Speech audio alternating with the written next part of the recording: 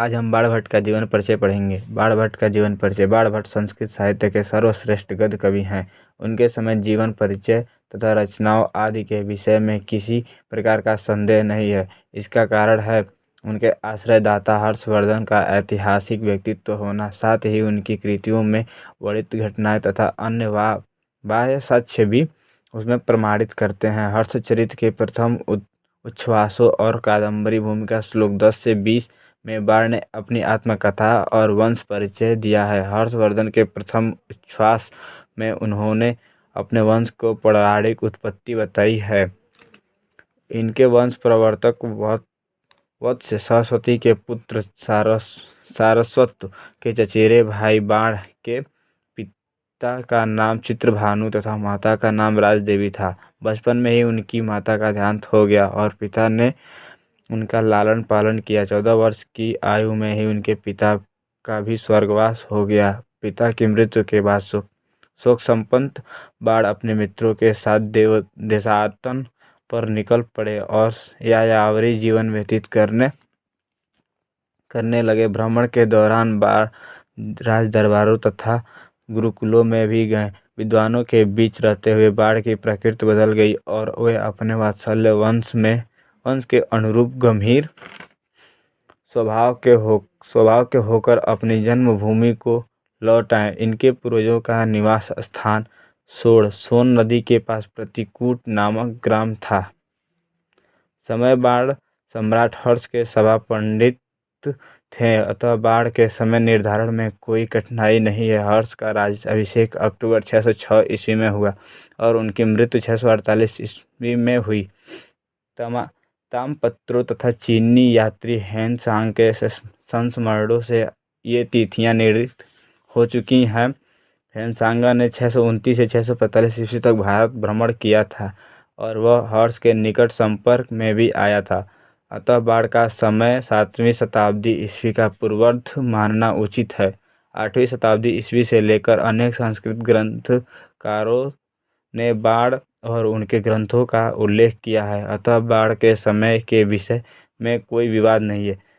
इनकी रचना मुख्य रूप से बाण भट्ट की 2 ग्रंथ उपलब्ध हैं। पहला हर्षचरित, दूसरा कादम्बरी। हर्षचरित यह 8 उच्छ्वासों में लिखी हुई एक आख्यायिका है। इसके प्रारंभ में बाण ने अपने वंश के विस्तृत वर्णन किया है और अगले उच्छ्वासों में हर्ष की वंश परंपरा से प्रारंभ करते हुए उनकी उत्पत्ति तथा विकास का विस्तृत वर्णन किया। कादम्बरी यह एक अनूठा कथा ग्रंथ है। इसमें एक काल्पनिक कथा वर्णित है। कादम्बरी को हम आधुनिक युग में उपन्यास कह सकते हैं। भाव और भाषा शैली सभी दृष्टियों से कादम्बरी एक उत्कृष्ट रचना है, अतः यह कथा उचित ही है कि कादम्बरी के रसज्ञों को भोजन भी अच्छा नहीं लगता। कादम्बरी रसना संज्ञा नाम हारो अपि न रोचते। इनके नाम से 3 और ग्रंथ माने जाते हैं। पहला चंडी शतक, पार्वती परिराय, मुकुट तंटिक। परंतु इन तीनों रचनाओं की प्रामाणिकता संदिग्ध है। चंडी शतक यह 100 श्लोकों का संग्रह ग्रंथ है। इसमें अत्यंत सुंदर शब्दावली में भगवती चंडिका की स्तुति की गई है। पार्वती परिराय यह एक नाटक है। इसमें भगवान शिव तथा पार्वती का विवाह वर्णित है। मुकुट तंडिक यह एक नाटक है परंतु अब अपर्याय है। बाण की शैली एवं काव्य सौंदर्य बाण संस्कृत गद्य काव्य के मूर्धन्य सम्राट माने गए हैं। उन्होंने गद्य में पदों से भी अधिक सौंदर्य एवं चमत्कार प्रदर्शन किया है। बाण की सबसे प्रमुख विशेषता है कि उन्होंने अपने दोनों गद्य काव्यों में शैलीगत समस्त विशेषताओं का संग्रह करने का प्रयत्न किया, अतः उनके ग्रंथ सभी के लिए आनंददायी हैं। बाण के अनुसार नवीन या चमत्कारी अर्थ, उत्कृष्ट स्वाभाविक सरल श्लेष प्रयोग, सुंदर और रसाभिव्यक्ति और ओज गुण युक्त शब्द योजना, ये सारे गुण एकत्र दुर्लभ हैं, परंतु बाण की रचनाओं में ये सभी गुण प्राप्त होते हैं। रीति बाण पंचावली रीति के कवि हैं। इनकी रचनाओं में भाव और भाषा का अनुपम समन्वय मिलता है। पंचावली रीति का तात्पर्य है विषय के अनुरूप शब्दावली का प्रयोग और बाण इसके सिद्धस्त कवि हैं। शैली। बाढ़ के समय 4 प्रकार की गद्य शैलियाँ प्रचलित थीं, जिनमें से 3 बाढ़ के साहित्य में मिलती हैं दीर्घ समास, अल्प समास और समास रहिता। बाढ़ का किसी शैली पर विशेष आग्रह नहीं था। बाढ़ की भाषा का प्रभाव अविचित्र है।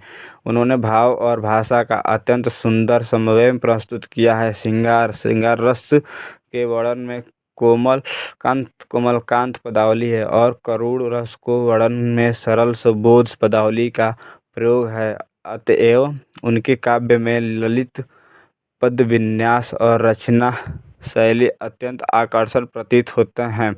नए नए अर्थों का सत्रिवेश भी उन्होंने विलक्षण ढंग से किया।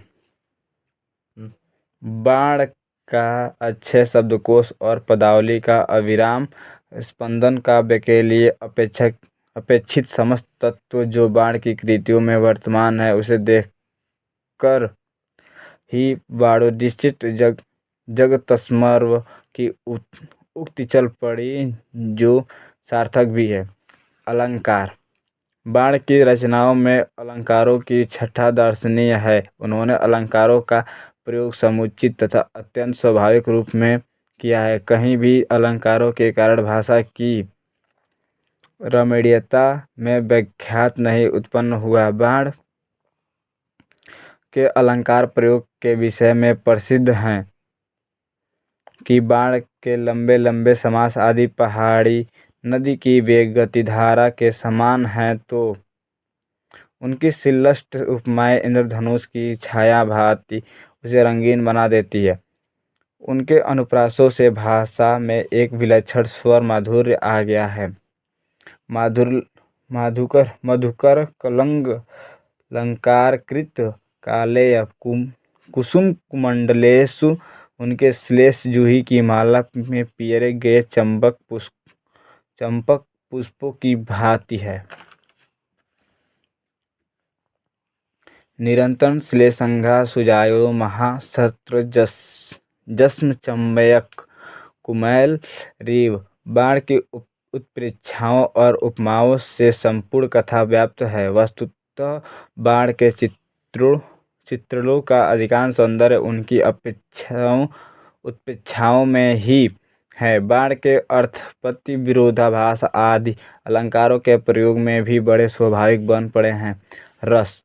बाण रस सिद्ध कवि हैं। श्रृंगार उनका सर्वप्रिय रस है। ये संयोग श्रृंगार के वर्णन के सिद्धहस्त हैं।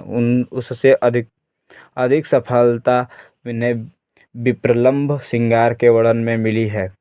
बाण जिस रस का प्रयोग करते हैं, उसका मर्मिक वर्णन कर पूर्ण रस स्वाद कराते हैं। चरित्र चित्रण। बाण ने हर्षचरित में ऐतिहासिक और कादंबरी का काल्पनिक पात्र लिए हैं। कादंबरी के पात्र समाज विविध वर्गों के प्रतिनिधित्व हैं, साथ ही दिव्यलोक के पात्र भी हैं। प्रमुख पात्रों का चरित्र चित्रण अति उत्तम है, जबकि गौण पात्रों का चित्रण उतना प्रभावशाली नहीं बना। बाण मर्यादित प्रेम के समर्थक हैं। बाण ने तत्कालीन समाज और संस्कृति का बहुत सुंदर ही सजीव चित्रण किया है। बाण के सुभाषित उनकी सूक्ष्म दृष्टि और चिंतन शक्ति के परिचायक हैं। बाण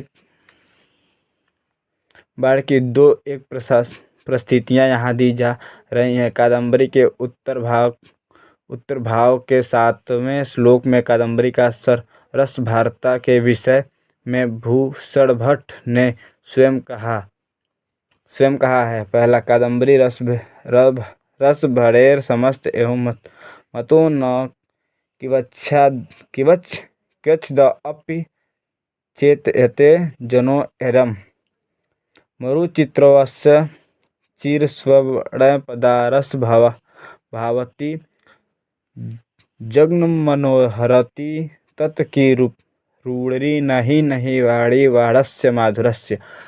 अगर हमारी वीडियो अच्छी लगी हो तो वीडियो को लाइक कीजिए और चैनल पर नए हुए हैं तो चैनल को सब्सक्राइब करके बेल आइकन दबा के ऑल नोटिफिकेशन पे क्लिक कर लीजिएगा, ताकि जितने भी वीडियो अपलोड हो उनके सारे नोटिफिकेशन आपको मिल जाएं।